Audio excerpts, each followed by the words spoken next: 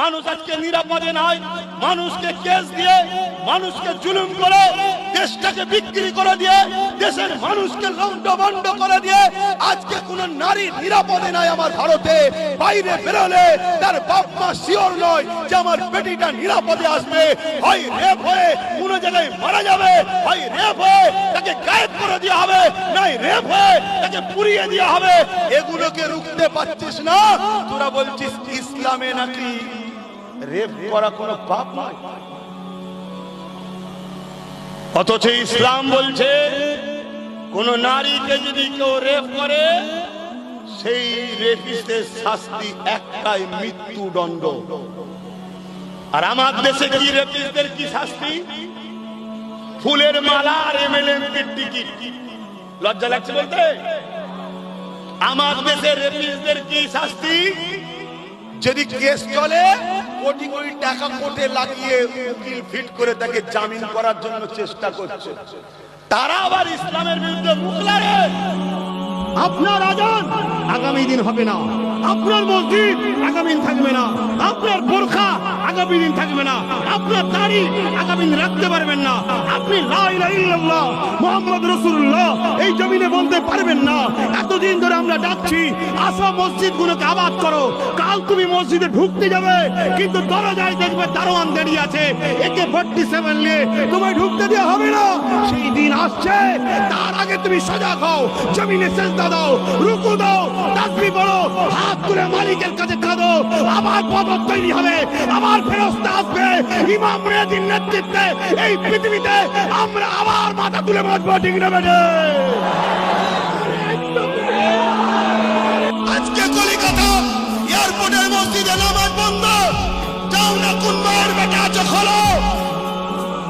সেদিন যেমন চুচুড়াতে মসজিদের তালা মেরে দিয়েছিল বিগত সরকার, মাদ্রাসা বন্ধ করে দিয়েছিল বিগত সরকার, অনেক আন্দোলন হয়েছে, অনেক কিছু হয়েছে, কেউ খুলতে পারেনি। ওয়াম্মা বিনিআমাতি রাব্বিকা ফাহাদ্দিস। আল্লাহ শুকরিয়া আদায় করে বলছি, আন্দোলন করতে গেছি একদিন তালা খুলে নামাজ আসর ও মাগরিবের পরে তারপরে ঘরে এসেছিলাম এই বাপের বেটা ইনশাআল্লাহ।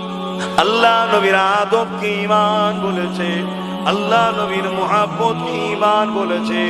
অতএব পৃথিবী যেই হোক না কেন, আমার নবী পাকের থেকে আমাদেরকে সরাতে কখনো কেউ পারবে না।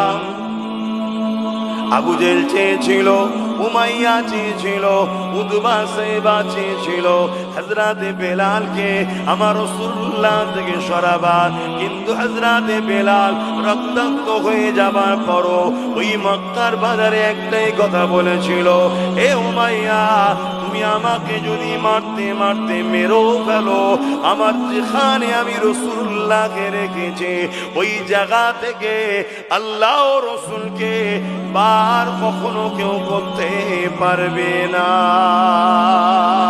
হাত্তা কে আম্মা জান হযরত সুমাইয়া হুজুরকে আবু জেহেল ডেকে নিয়ে গিয়ে, সামন উতবা সাইবা সবাই ডেকে নিয়ে গিয়ে সুমাইয়াকে বলতে লেগেছে, এ সুমাইয়া রে, আল্লাহকে ছেড়ে দাও, রাসূলকে ছেড়ে দাও, না হয় তোমার উপরে অনেক জুলুম হবে। আম্মা সুমাইয়াকে নানান দিক দিয়ে অত্যাচার করেছে, জুলুম করেছে। এই অত্যাচার আম্মা সুমাইয়া সহ্য করতে লেগেছে, আর বারবার আসমানে দিয়ে মাথা তুলে বলতে লেগেছে, ও আমার আল্লাহ, আমি সুমাইয়াকে এত জুলুম করছে কেননা আমি আপনাকে মানি, আপনার হাবিবকে মানি। এই আমার আল্লাহ, আমি সুমাইয়ার উপরে জুলুম হচ্ছে, আমি সুমাইয়া এই মুহূর্তে আপনার কাছে একটাই তামান্না করব, এদের জুলুমের কাছে আমি সুমাইয়া যেন নত না হয়ে যায়, আমি সুমাইয়া যেন খামরে না যায়, আমি সুমাইয়ার ঈমান যেন নষ্ট না হয়ে যায়। হে আল্লাহ, আপনি আমার ঈমানকে হেফাজত করবে। এই কথা শুনে আবু জেহেল রেগে গিয়ে এক বল্লমের আঘাত করলো। আম্মা জান সুমাইয়া হুজুরের কলিজায় খানায় গিয়ে লাগলো। ওই কলিজা পিঠ থেকে বল্লমের আঘাত থেকে পিঠ দিয়ে ছিঁড়ে বেরিয়ে গেল। ওই যখনই বাহির হয়ে গেল, ওই কলিজার ভেতর থেকে আল্লাহ ও নবীর নামের আওয়াজ আসছে। আরো জোরে বলুন সুবহান। মহব্বত কাকে বলে বুঝতো। অতএব পৃথিবীর যুগে যুগে সবাই জুলুম আমাদেরকে করেছে, কোন ইতিহাস দেখাতে পারবেন না কোন আল্লাহ রসুলের মান্যে ওয়ালারা কাউকে জুলুম করেছে।